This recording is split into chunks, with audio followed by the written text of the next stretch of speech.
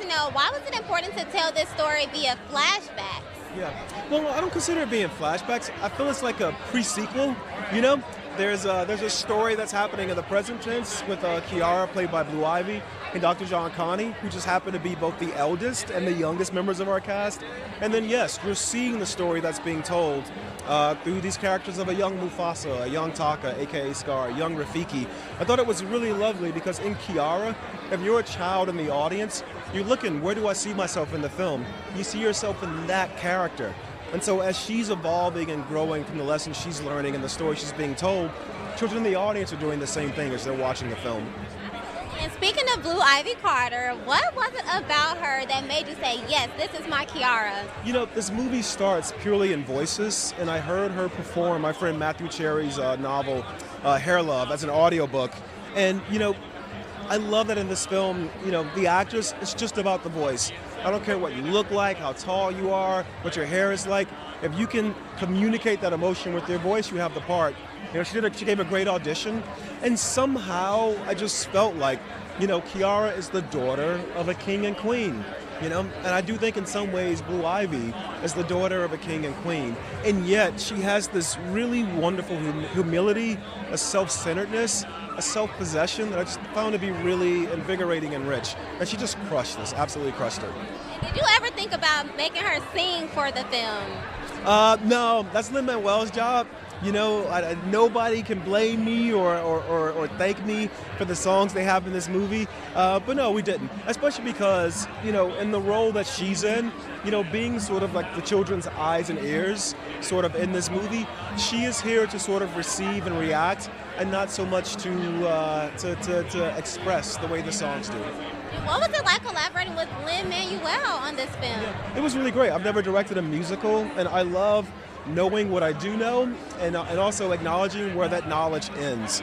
And so I really leaned on Lin, you know, and expressed to him how I wanted to make sure the songs were serving the narrative, you know, and not distracting from it, you know, not taking away from it. And he really embraced that. And together we sort of worked on why do we need a song here and how is it advancing the story we're telling. And obviously this is a really big franchise that you stepped into. So do you see yourself continuing doing those type of films or go back to more like indie type films? Why can't I do both? Why can't I do both? You know, in the span of the time that we've made this, we also finished The Underground Railroad and put that out, very different project than this. And we produced a film called After Sun, directed by Charlotte Wells, and All Dirt Road's Taste of Salt, directed by Raven Jackson, and True Detective Night Country, directed by Issa Lopez. So we're always doing multiple things at once. And the same way Jeff Nathanson wrote an amazing script that completely took me by surprise, if someone else did the same thing, because there's so much more story to be told here, who knows?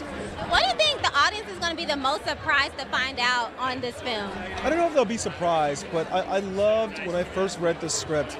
You know, there's these notions of good and evil, and we assume that Taka or Scar is evil purely because he is, and Mufasa is great purely because he is. And I love the complexity of going through their lives and showing how this choice versus that choice, this parenting versus that parenting, can kind of put you on the path to where you're evolving, but you're evolving into the worst version of yourself versus the best version of yourself. I think it's a really rewarding and rich thing to explore with these characters that are so intimately connected to so many audiences around the world.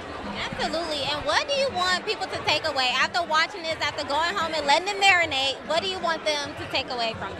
Oh, just that this idea of nature versus nurture, you know, and hopefully just through watching this film, especially with the deep connections we have to these characters when we walk into the cinema, this idea of nature versus nurture, and maybe looking around in our lives and seeing how there are so many people around us every day who could evolve to be their best or their worst selves based on how we treat them.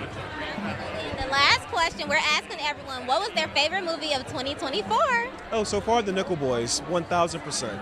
1,000%, point blank, period. You know, I watched it twice in like 3 days.